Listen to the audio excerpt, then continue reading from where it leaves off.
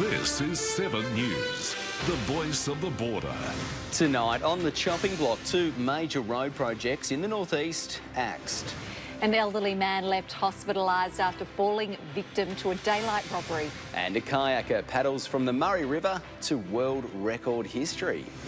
7 News begins now. Good evening. Plans to build an overpass at McCoy Street have been axed as part of a nationwide infrastructure crackdown. The notoriously dangerous intersection is one of 50 projects on the chopping block. The cut's already slammed by truckies and politicians alike.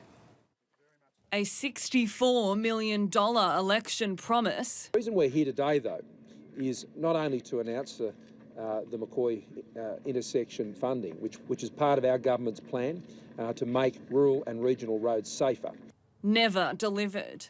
All because of a pothole in the federal budget, now too deep to seal. Like all governments, they pull out at the last minute and we all suffer for it.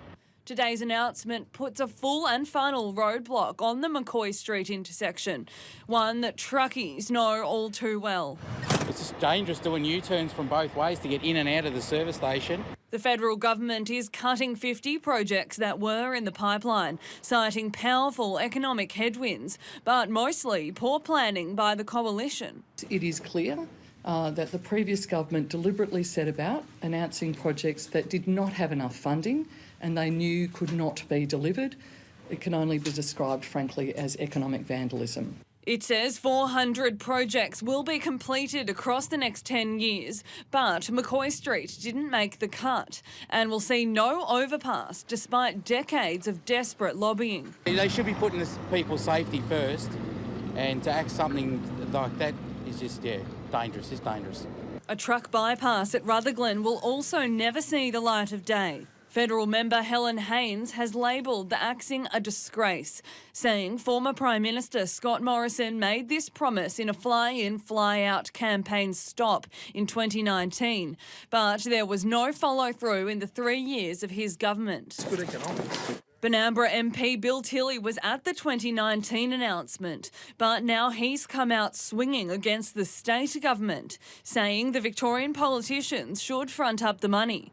A project now projected to cost more than $290 million. The Victorian government were approached for comment.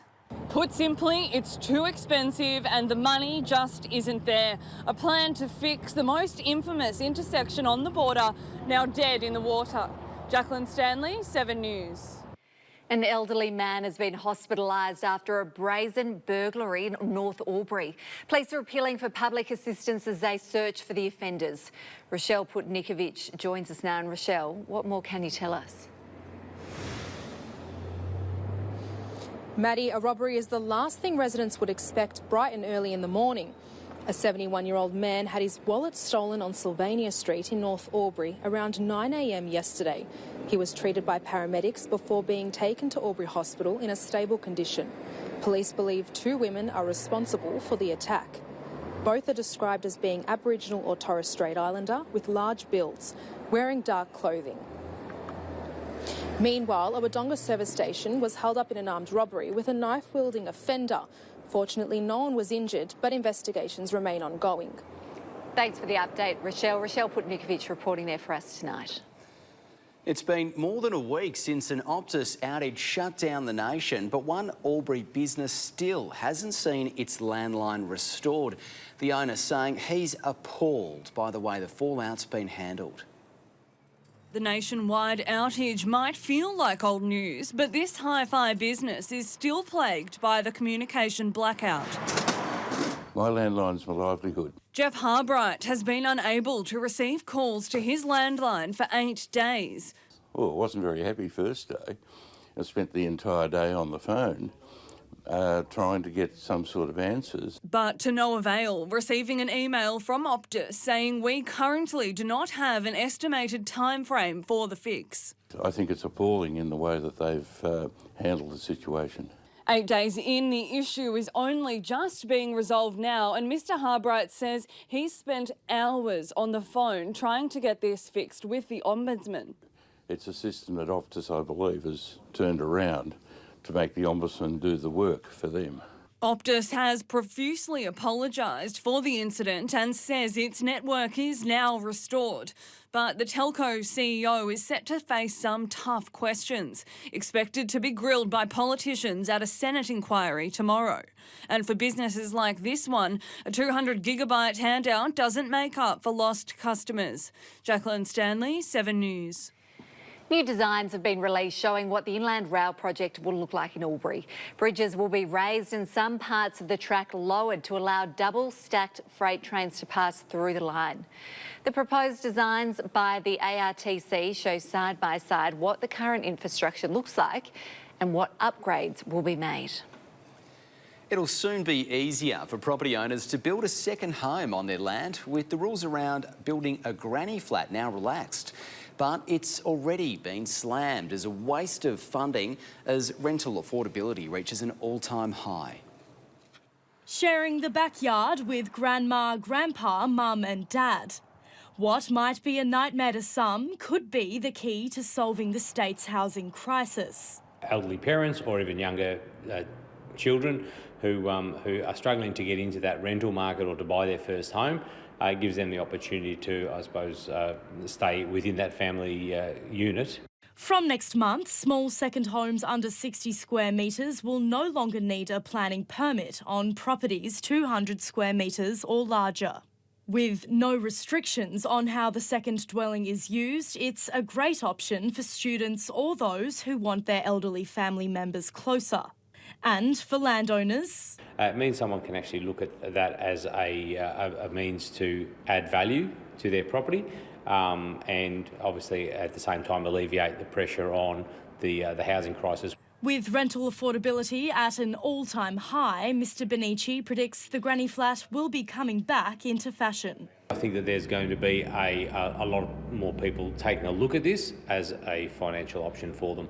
While the extra room is a win for families looking to save a buck, Junction Support Services say that funding should be going elsewhere as more families battle with social housing affordability.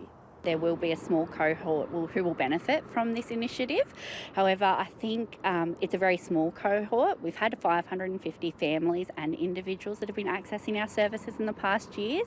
Ms Calero says that funding should be put towards bolstering housing and financial support programs in the region. Any money that can go to services or programs that help identify those driving forces would be really useful. Falling flat on an uphill battle. Phoebe Worthley, 7 News. Those sleeping rough on the border will soon have access to more support. Carevan received $18,000 through the Border's Trust Give 500 program. It will roll out, I should say, the Ruffy Swags project, giving swags to those struggling to find a bed each night. Emergency relief services say the program couldn't come at a better time. Just this week I've had 3 new homeless people and unable to give them a swag because they haven't been produced yet. But the demand is increasing every month.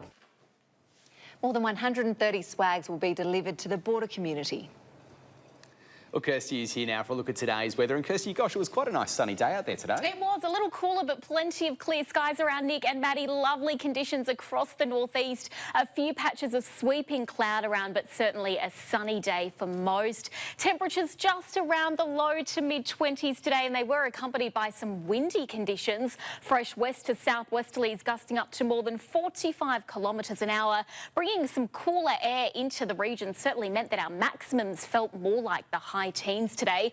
Albury 25, Rutherglen the same, and Mount Hotham just 13 degrees. We are expecting temperatures to warm up into tomorrow and towards the weekend. I'll have our Friday forecast very soon. Thanks, Kirsty. See you in a couple of minutes. Up next in 7 News, border cyclists gear up for the new and improved Lake Hume Cycle Challenge. And a world record broken. David Alley, now the fastest person to kayak the entire length of the Murray. Border cyclists are gearing up to brave the heat for the upcoming Lake Hume Cycle Challenge. Riders will start and finish at Ebden Reserve, raising funds for the Cancer Centre. Next year's race will look a little different, with 4 new rides up the Hume Gaps. And with 600 people involved this year, organisers are hopeful to attract a new wave of riders. Particularly the young, the families, so the young kids keep them riding as they grow older. At my age, it's a fantastic thing to do. Registrations are now open for the ride, which will be held on February the 11th. An ultra-endurance athlete is now the fastest person to kayak the entire Murray River. The mammoth journey took just under 15 and a half days. Those still going strong. 19 hours and 25 minutes. That's the amount of time North Coast local David Alley shaved off the world record for kayaking the length of the Murray River. 2:41, Thursday 16th of November. Here he is. At 2:41 this morning, Alley claimed the victory, taking the 12-hour time penalty with Lake Alexandrina deemed too dangerous to cross. This will mark the 4th ultra-endurance world record that Alley has broken. I think the kayak was equally as tough as the run and the bike. I can't separate them in terms of toughness, that's for sure. It was a huge challenge, but we got the job done. Commencing on the 1st of November, it's been a gruelling couple of weeks. They've battled extreme temperatures, strong winds and lower than expected flow rates. We had headwinds the whole way. We had a couple of storms thrown in there, so the weather gods weren't kind to us, but I think it just adds another level of satisfaction to be able to get it done in such harsh conditions. Getting to the finish line has been a team effort. Now all ready for a much-deserved break, the entire support crew are thrilled with the result. Oh, it's been fantastic, doing stuff with mates and seeing new country has been unreal, and supporting Dave, who the effort he's put in blows us all the way and keeps us fellas going. Dave has shown his amazing feats of endurance, skill, ability to overcome all the odds and just show absolute mental toughness that I have not seen in any other human being. Hannah Hartup, 7 News. A war is raging between supermarkets and farmers as meat price differences remain as high as ever, and with prices only just coming down at supermarkets and butchers. After grappling with record lows at the sale yard, things are finally looking up. We've certainly, hopefully, seen the bottom of it, and hopefully the prices do, from now on into the new year, go in an upward spiral. Stock and station agents are seeing falls of more than 40%, an oversupply of stock among factors driving the decrease. Supermarkets are only now adjusting their prices to reflect the market, just in time for Christmas. The prices in the supermarket operators have gradually come down to probably not enough to agree, but at least it's going the right way for the consumer. Local butcheries have seen an increase in customers, which they say could be due to a perception that it's easier to spend more at a supermarket. And while their prices have come down... Last week we had loin chops, $16. They were $28 there, 3 weeks, 4 weeks ago. They say there are many hidden costs which need to be added on. We've got to remember we've also had, a 6-7% wage increase, fuel's 30% dearer, power's gone up 12%, plus your rent goes up every year. There are now calls for an inquiry into meat prices, with agents saying it's just a waiting game. Let justice prevail and the market comes back to where it should be. Marla Summer, 7 News. Still to come in 7 News, a local supercar driver steps back into the hot seat in the Super 2 series. And Danish flavour, an international cricketer, hits the local league for 6. Tomorrow on Sunrise, the new schoolies trend. Meet the parents partying it up with their teens, where mum and dad are joining in for the wildest week of their kids' lives. Plus, join hundreds of Sunrise viewers and be our guest for an exclusive performance from Beauty and the Beast. See you in the morning. Supercar driver Jordan Boys is getting ready to step back into the driver's seat. Boys will return to the Super 2 category for the final event of the year, and he's looking forward to getting back in the game. Between 2018 and 2021, Albury's Jordan Boys won 3 times as a Super 2 driver. After taking a step back this year, Boys is back driving for long-time Team Image Racing at the Adelaide 500. It's a category that I've only been out of for a year, and it's good to get my feet wet back in it, and been doing a lot of work within it with my old Team Image Racing anyway, so I've sort of been around the paddock, but it's been great to get back in the car. I did a test day a couple of days ago, and it's really exciting to be back. Image Racing will join forces with Erebus Shaw, and Boys is confident after testing at Winton on Tuesday. So we're just sort of aiming for some consistent top 5 results, and we feel like we can achieve that. And qualifying is going to be pretty key around there because it's a bit of a concrete jungle and a bit hard to pass. So need to do a good job on Friday and getting some couple of good qualifying results and set us up for a good Saturday and Sunday. The 26-year-old has still been around the scene, including driving at Bathurst alongside Macaulay Jones at Brad Jones Racing. He will also switch back from the new Gen 3 Camaro to Commodore, which he's looking forward to. It's probably 60% less aerodynamic effect on it, and then the other big difference is the Camaro's got a lot more control components, which are probably lesser quality a little bit to try and reduce cost. Camaro has been hard work this year, which has been great for the category, to be honest. But looking forward to getting into something that's a bit nicer to drive. Boys has finished on the podium 7 times in Super 2. However, despite where he finishes in Adelaide, Boys is looking forward to driving more enduro events in the top category next year. Probably pretty similar for me because I'd like to do the endurance races again, and hopefully with Brad Jones Racing, being a local outfit, that's always great to be a part of. And so probably pretty similar to this year. I'll do some other racing here and there, and then do focus on the endurance races. The Adelaide 500 commences next Thursday. Stephen Murphy, 7 News. Albury Wodonga Bandits men have re-signed 2 important players for 2024. Scoring machine Lachlan Cummings has recommitted to the club for a 3rd season. Cummings has played in the professional NBL and was Bandits' leading scorer last season, averaging 21 points per game. Mira Flores goes to his right. Cummings, he'll let it fly. He got it! Lockie Cummings.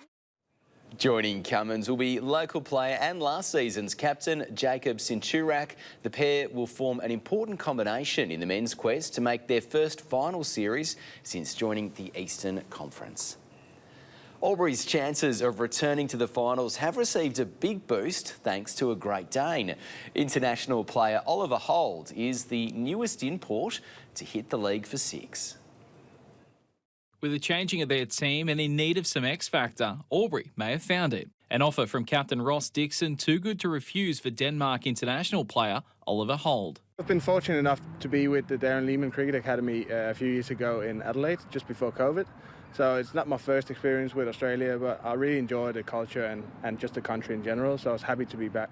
Starting out at 4 years of age, Holt always knew he wanted to play professional cricket. So far, he's racked up 23 matches for Denmark's national team and 2 games in Albury colours. To be able to do that as a Danish cricketer, you need to go abroad. So just before COVID, I got contracted with a club in Ireland, but unfortunately with the whole world and COVID, that fell apart. So I was stuck back home during COVID and lucky enough to then go to another club in Ireland. So I've been the overseas pro there for 2 seasons now. The 23-year-old adding plenty to the team and league, opening the bowling and batting at number 3. And he's as exciting as anyone, smashing 3 sixes last weekend, starting from the second ball he faced. The most challenging part is probably adapting to the way this league is set up and the pitches. Some of them might be slightly underprepared, and then just with the weather as well, you'll see some of them crag up towards the end of the day. So I think that's definitely something to try and adapt. So it's not necessarily the strongest league, but it's going to be some tough cricket. Holt's focused on Albury for the summer before more T20 international cricket. Main goal for the Danish team as well, because that's a way to go to World Cups and stuff. It's going to be a lot harder to qualify for any 50 over stuff. So I think it's just being clear about your game. So I have certain areas where if the ball is in that area, I'm going to back myself to clear the boundary, even with fielders out there. Stephen Murphy, 7 News. Comets have delivered their best performance of the men's softball season. Both last night's games were lopsided, with Spartans also thrashing the experienced Phantoms. The Comets' win moves them above Ducks on the ladder, with premiership favourites Spartans now inside the top 4.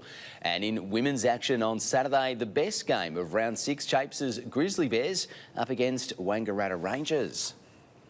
Up next in 7 News, Kirsty's back and she's got your local weather forecast. That's next. Welcome back, everyone. Some mild south to southwesterly winds are continuing to blow across our region with a weak cold front to the south of Victoria. Conditions do look to return calm and settled for most of the inland for the next couple of days, but a trough will develop over Queensland, gaining strength and moving south into New South Wales and Victoria, bringing rainfall from Monday. The heaviest showers are currently forecast along the New South Wales border region, but further towards the far northeast corner and around Gippsland. Around the northeast, we can expect around 30 to 40 millimetres over the coming week, possibly heavier showers though if thunderstorms develop. But firstly, let's see what's on the forecast for the end of our working week tomorrow. Clear skies, some warm temperatures and some sunshine around. Maximum sitting around the mid to the high 20s, following single figure minimums. That as a result of those clear skies overnight. A southwesterly breeze remaining gusty and cool up to 35 kilometres an hour. Omeo partly cloudy, 21 degrees, and Wangaratta a maximum of 26. Those maximums warming up into Saturday though, 30 degrees on the border, 31 forecast for both Wagga and for Rutherglen, and we'll feel the full effects of a high pressure system on Saturday. Sunny skies, no more than just a light breeze, and temperatures that are about 4 to 5 degrees warmer than average. Shepparton 30 degrees. Now, Sunday will be equally as sunny in the morning, but there is that chance of late storms through the afternoon and evening. A hot day for Wagga, 33, and the same in Cobram. And around Beechworth, we're expecting a maximum of 29 degrees.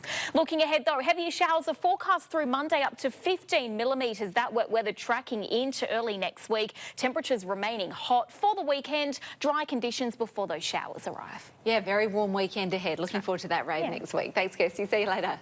And that is your local news for tonight. Thanks for watching. You can catch up on our website or at 7plus. 7 News from Melbourne is coming up next. Have a lovely night. See you again tomorrow night from 6 o'clock. See you there.